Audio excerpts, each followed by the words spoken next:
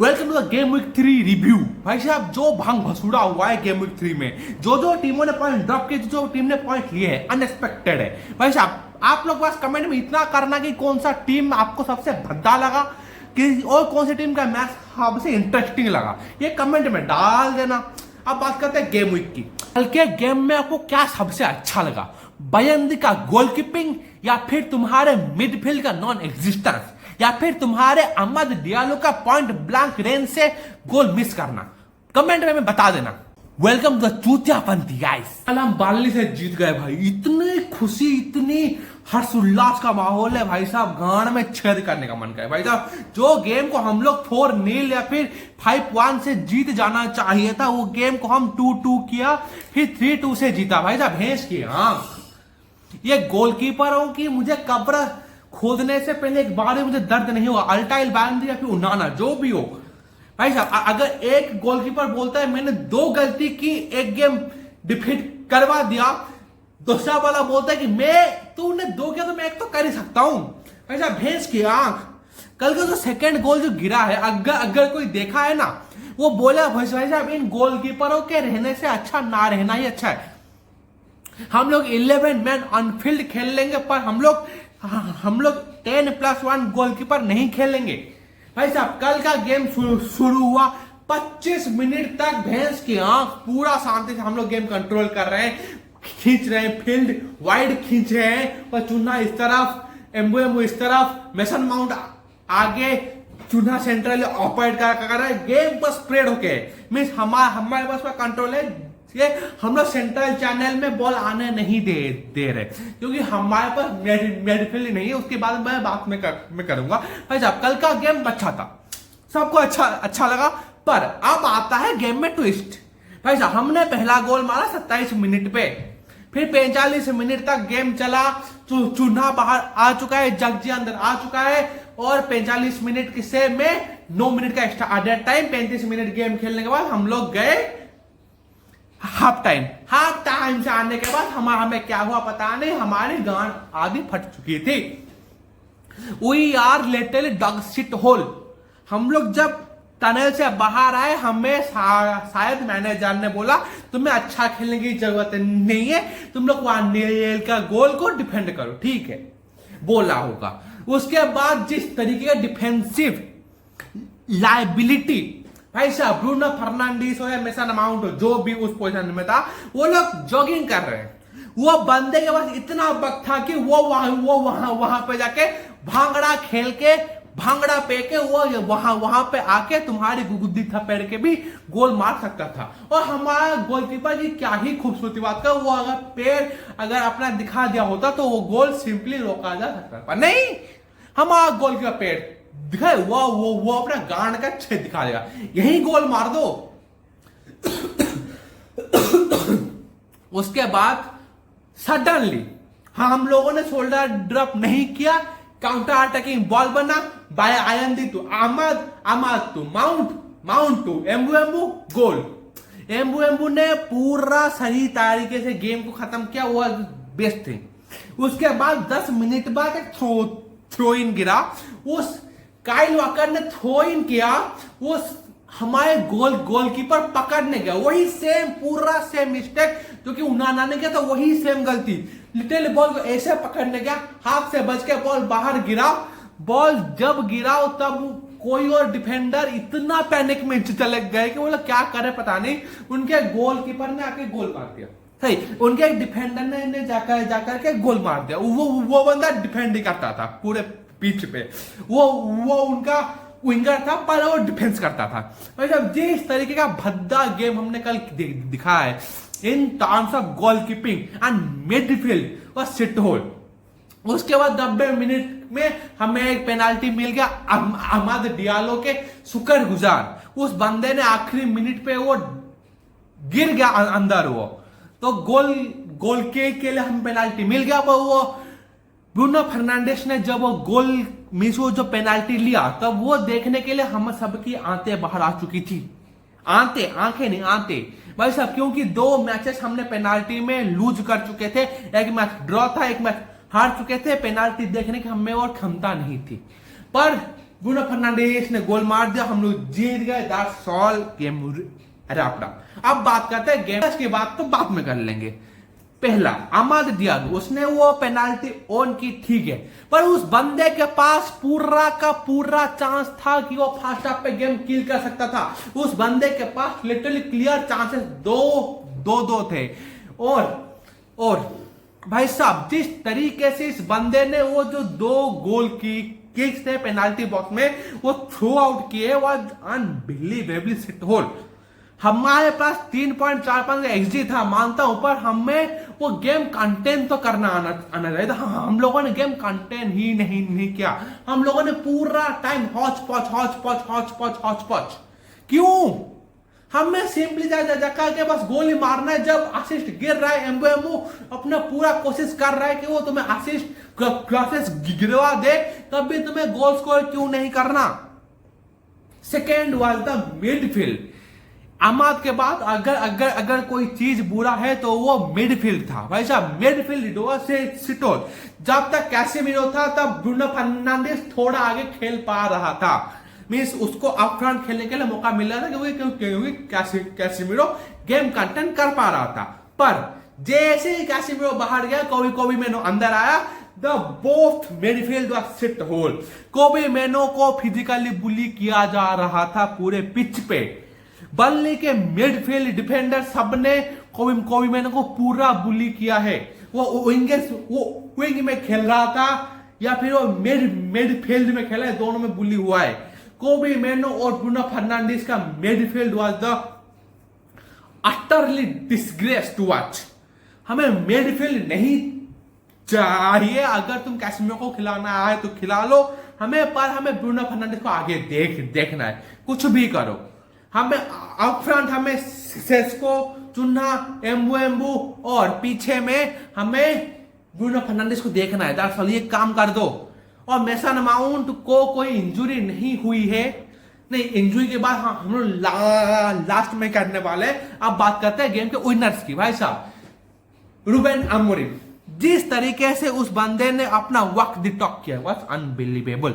पर उस बंदे का टैक्टिक्स की मैं अभी बात करता हूं। उस बंदे ने लिटरली देखा कि उसके पास मिडफील्ड नहीं है, उसने गेम को वाइड ऑफ द पिच खींचा। जो गोल गिरा तब गेम सेंट्रल चैनल पे ही था।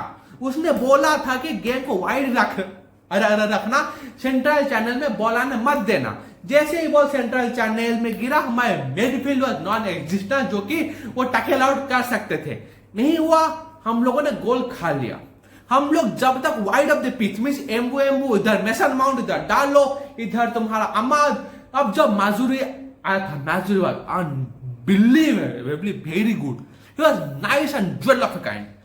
भाई साहब, जिस तरीके से हम लोग गेम कंटेन किए थे, वो विंग्स में मींस तो वाइड ऑफ द पिच हम लोग गेम को खींचे। जैसे ही बॉल मिलता है हम लोग गेम को खींचते हैं। एम्बू लेकर के उधर भागता है, डालो लेकर के उधर भागता है। That was literally perfect to watch की हाँ, गेम वाइड खींच सकता है, गेम हम लोग वाइड में खेल सकते हैं। हमें ये आज तक पता नहीं था कि हम लोग गेम इतना वाइड ऑफ द पिच में भी खेल सकते हैं, क्योंकि हम लोग मैनचेस्टर यूनाइटेड हमेशा सेंट्रल चैनल में ही खेलती थी, पर उसको गेम कंटेंट करना नहीं आता था और बॉल लूज होता था, गोल गिरता था, सिट होल।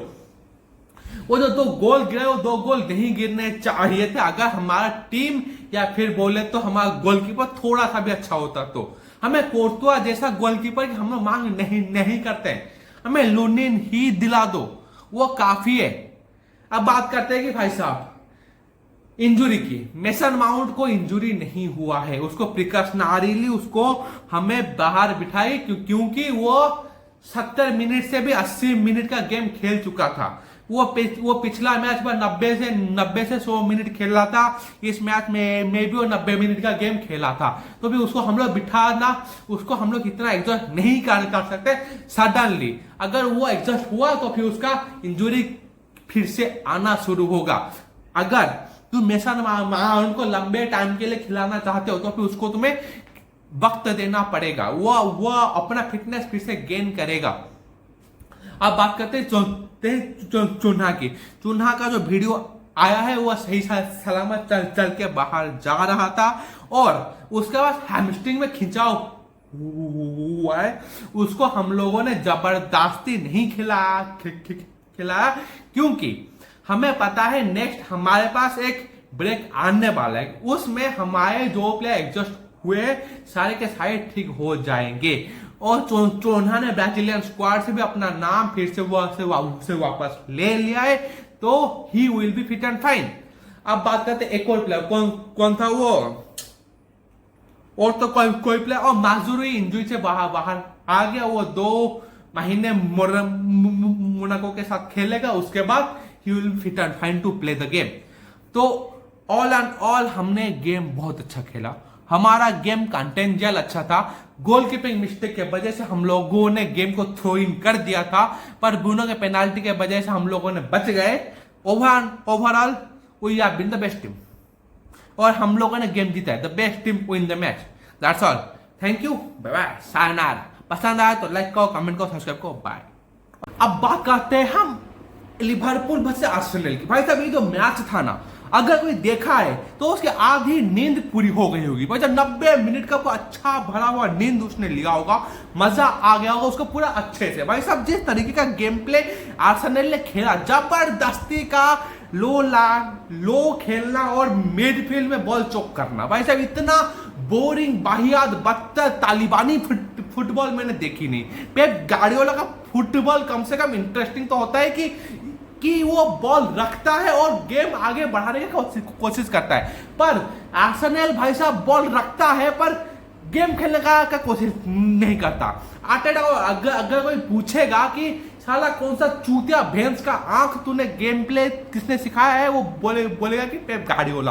पेप गार्डियोला का अंडकोश का एक भी अंडा नहीं है तू।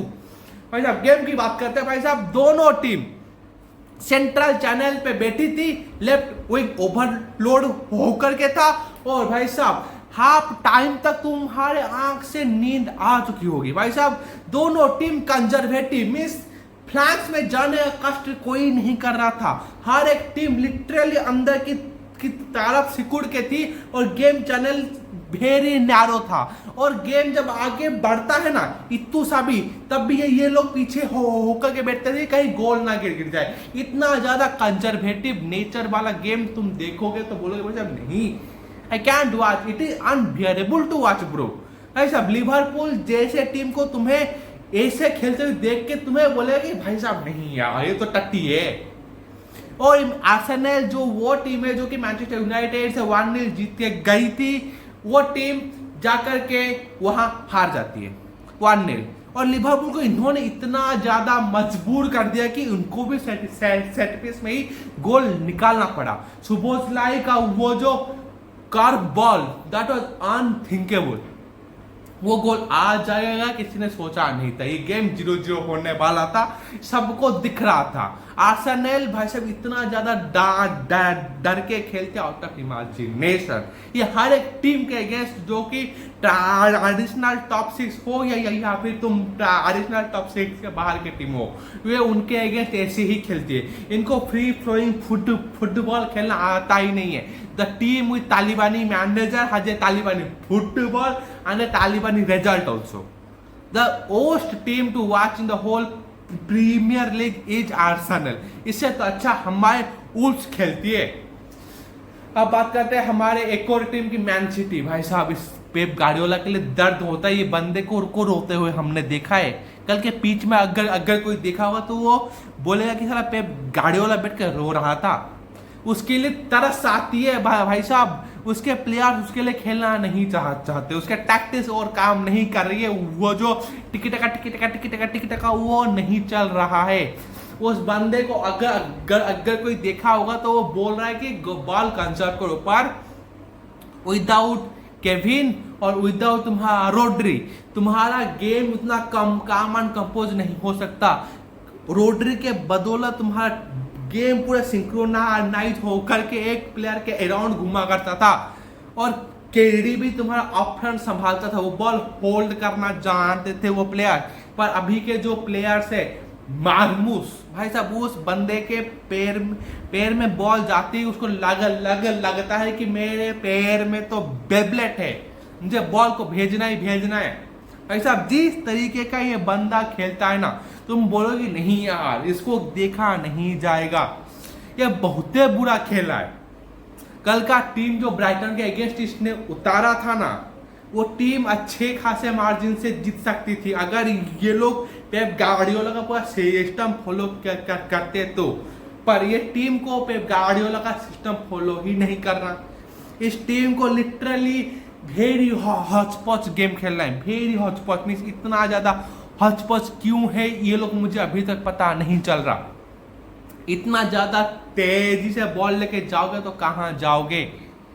और एक बात कहते हैं भाई साहब, पेप गार्डियोला जब इंस्ट्रक्शन देता है कि तुम लोग आगे बॉल को फ्लो करवाओ, ये लोग बॉल को होल्ड कर रहे हैं। और ब्राइटन की डिफेंस की मैं बहुत ज्यादा तारीफ करूंगा इधर की, उन लोगों ने हालांड को रोक के रखा, उसके जो मॉन्स्टरस रन होते उसको बाईपास किया। बॉल जब क्रॉसेस गिरे, जब डोकू ने बॉल क्रॉस किया तो उस बंदे ने उस बॉल को रोका।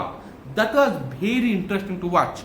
ब्राइटन का defence was one of the best defence in the whole premier league, मैं बोल सकता हूं।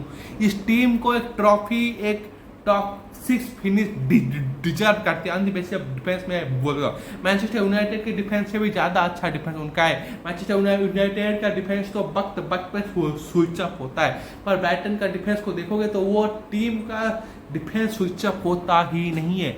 रिलेंटलेस प्रेस करते हैं वो सामने वाले टीम के स्ट्राइकर्स को, इतना ज़्यादा वो लोग टीम को कंजर्व कर देते हैं out of imagination. That was best to watch. और चेल्सी का गेम 2-0 रॉब था, ये सबको दिखाया। ये मैं बोलूंगा ये गेम लिटरली वाज रॉब्ड। भाई साहब चेल्सी को लकी 3 पॉइंट्स मिले, पर तुम्हें उस पोजीशन में होना जरूरी होता है। एक प्लेयर का वो सिस्टम, वो जो मैनेजर ने जो सिस्टम खिलाया है, जिस तरीके से चेल्सी ने अपने आप को पोर्ट्रे किया, वो बार बार वो अटैक करते हैं, वो लोग पीछे रुकते नहीं है, वो लोग कॉन्स्टेंटली थ्रेटनिंग करते हैं आगे वाली टीम को, कॉन्स्टेंटली बीट करने की कोशिश करते हैं सामने वाली टीम को। That was very good thing to watch. Chelsea से सीखो कि अटैक कैसे किया जाता है, कोऑर्डिनेट अटैक। वो प्रेस के साथ साथ अटैक करते हैं, सामने वाले टीम से बॉल लेते हैं, वाइड ऑफ द फ्लैंक का इस्तेमाल करते हैं, फिर सेंट्रल चैनल में घुसते हैं, फिर अटैक से वो गोल मारते हैं। Best thing to watch. इसके साथ वीडियो को यहीं पे बस करते हैं। Bye bye, ta-ta, sayonara. पसंद आया तो लाइक करो, कमेंट को, सब्सक्राइब करो। बाय।